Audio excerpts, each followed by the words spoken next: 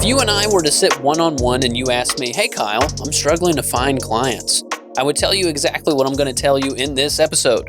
This episode should be treated as a reminder to come back to, and hopefully you'll be able to carve out a few to-do items to apply to you and your business. Let's get started. You have a computer, you have access to the internet, and you've got video editing software. Now you need some proof and authority. Proof that you edit videos and authority that you know what you're talking about and why people should work with you. How to build some proof that you can do the job.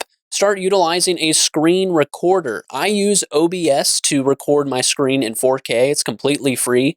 You may have seen these before at this point if you watched any of our tutorials or bought our course. That's what I use. You can also use a ton of different applications online or even your own operating system screen recorder. If you're using Mac or PC with NVIDIA GeForce or AMD's Radeon software, you can record your computer screen.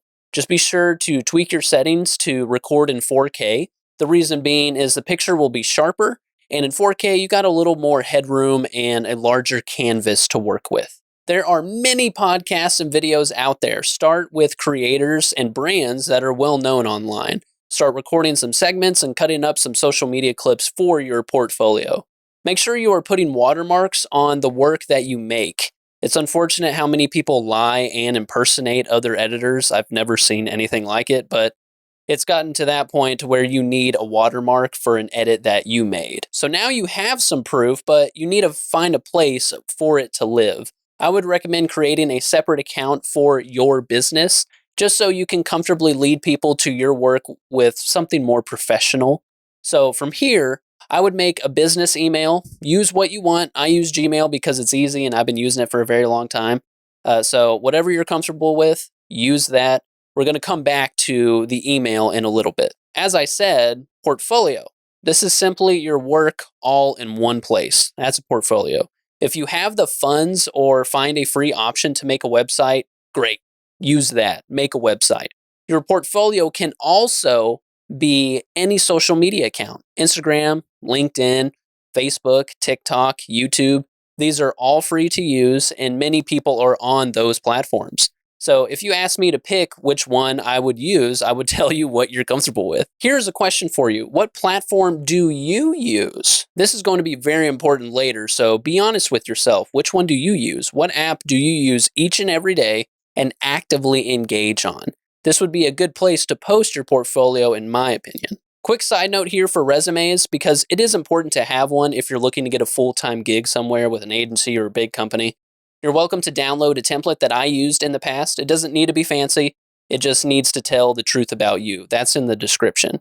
If you want it to be fancy, there are loads of free templates on Canva and Google Docs. So with our digital portfolio set up and ready to go, we can move on to creating our profile picture. Now, I'm going to get some pushback from this because I don't actively do this, but if I had to start finding work online from scratch, I would put my face on every account I'm on with the same exact profile picture. This avoids confusion from platform to platform, and it is much easier to work with a human being than a company logo. And reminder, this is my opinion. Now we need to grab that link from your portfolio and hyperlink it to your email signature. An email signature is what will appear at the bottom of every single email you send to someone. It's a very helpful and effective tool for people to get in contact with you immediately on their time. That's really important. So I'm going to show you mine on screen. It's very simple. You're welcome to add an image of you or a logo of your company if you want, but this is what I have. I have my name and my title.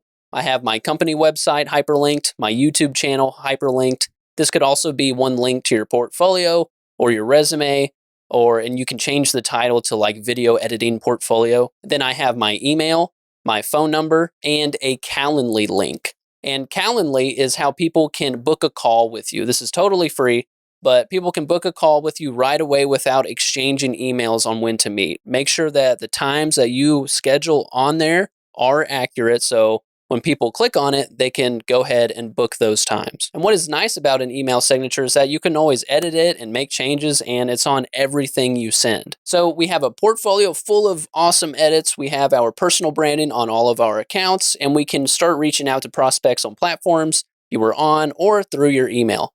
So I'm going to come back to email in the strategy portion of this episode later on. All right, so moving from proof, we got proof, we need a little authority. But before we dive into that, I'm going to quickly explain my perception of this industry and talk to why those feel compelled to charge next to nothing for their skills in editing. So no editor on the planet will get rich, let alone have a productive and fulfilling career by editing clips $5 to $10 each. That's not going to happen. If you have no attention span, I'm about to summarize this entire section for you, but I encourage you to stay till the end. It's the title of this podcast. Everything you learn, build some sort of checklist, a process, a system, or roadmap, and teach it in a video. That's it. Rinse and repeat and never stop. You will literally never lose again, and you will have opportunities fall into your lap. That is the most effective process I've used so far as a video editor. So please try it out. Try it out for 1 year, and you'll be very surprised how far you will go and how much you will learn. So let's try to understand what is happening here. This is straight out of $1 million Offers by Alex Hormozi. Here we go. Commoditized equals price-driven purchase, or a race to the bottom. Differentiated equals value-driven purchase, sell in a category of one with no comparison. Which one sounds better to you?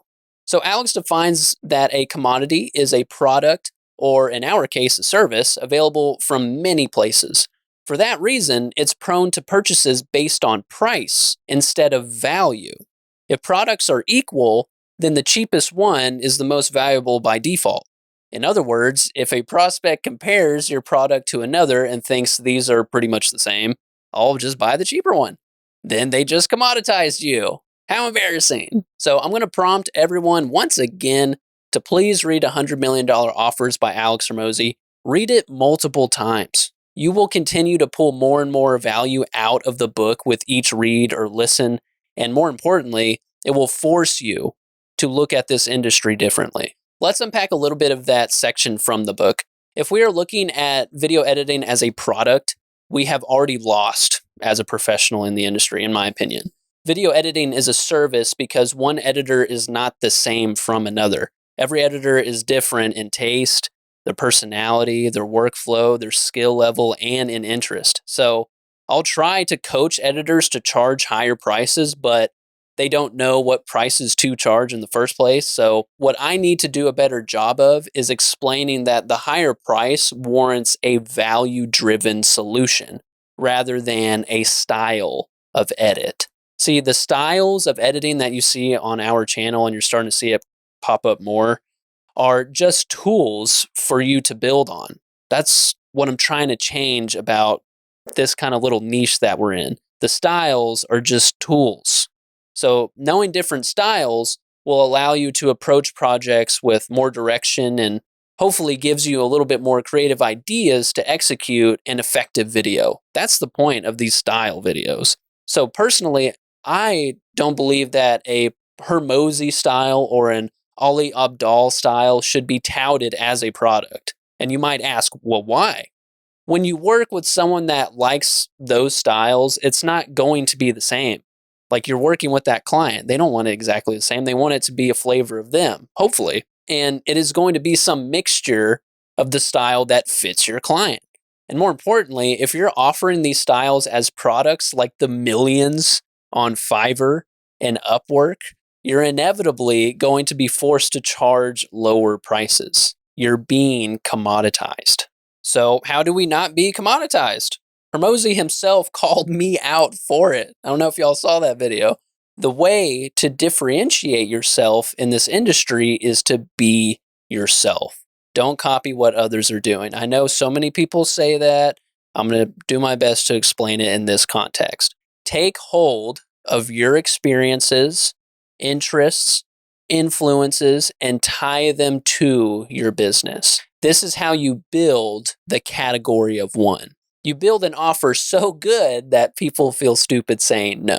So building an effective offer tackles a very specific problem. You could try to build an offer around what you are good at and enjoy. Have you recorded a video before? Have you scripted content for a video? Are you good at cutting up short form content?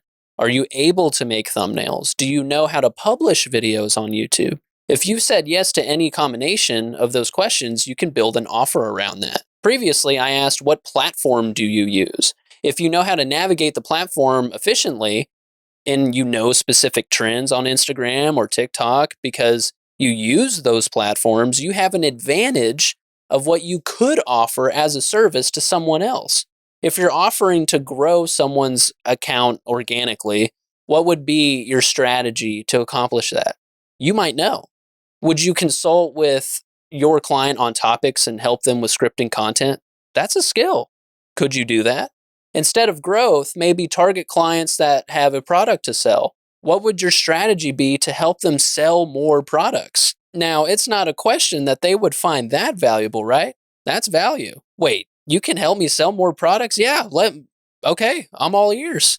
Who wouldn't want that? And you might have just said, well, dang, Kyle, that sounds like a lot of work. You're right.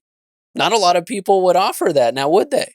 It makes sense you would charge that high price now, doesn't it? Your offer and the execution of that offer will build your own unique authority in this industry. And here's a secret that is right in front of your face. Make a visual walkthrough of your offer.